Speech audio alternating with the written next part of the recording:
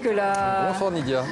Un voyage musical donc exotique, hein, c'est le programme qui nous attend donc avec le duo français Polo & Pan. Ouais, Polo & Pan, c'est un duo étonnant et détonnant qui a réussi à conquérir le cœur du public en un seul album, puisque cet album, il est déjà double disque d'or et les clips font des millions de vues sur Internet. Alors Polo & Pan, c'est un mélange subtil et réussi de musique électronique et de musique du monde, notamment sud-américaine, avec des touches de pop et des références à la musique classique. Ils sont à l'affiche de nombreux festivals cet été et on a profité de leur passage au Paléo à Nyon en Suisse pour aller les rencontrer avec Guillaume Gouet.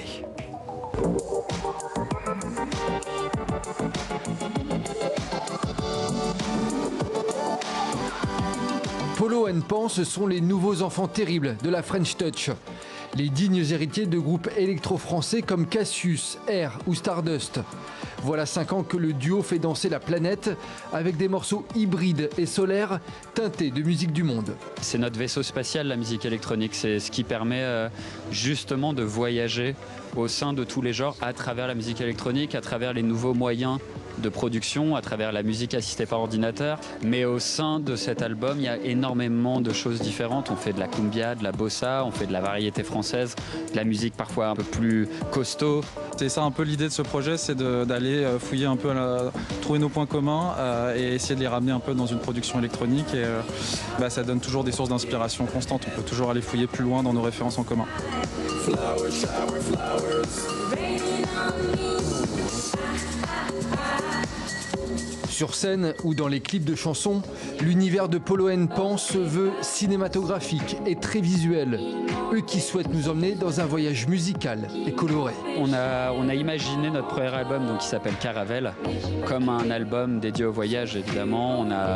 On avait tellement de fantasmes à réaliser à travers toutes nos recherches musicales depuis des années. On s'est dit pourquoi ne pas justement aller chercher partout là où sont nos influences. Il y avait aussi vraiment une source de l'imaginaire qu'on avait envie de reproduire. On a pris beaucoup de points de départ de films dans nos inspirations.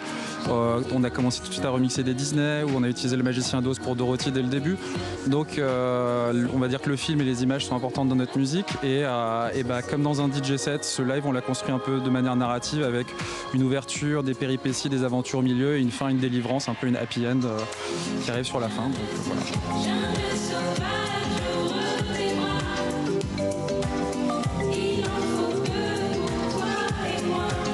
Polo & Pan continue la tournée des festivals tout l'été avec plusieurs dates en France et en Belgique avant de se pencher dans les prochains mois sur la composition d'un nouvel album.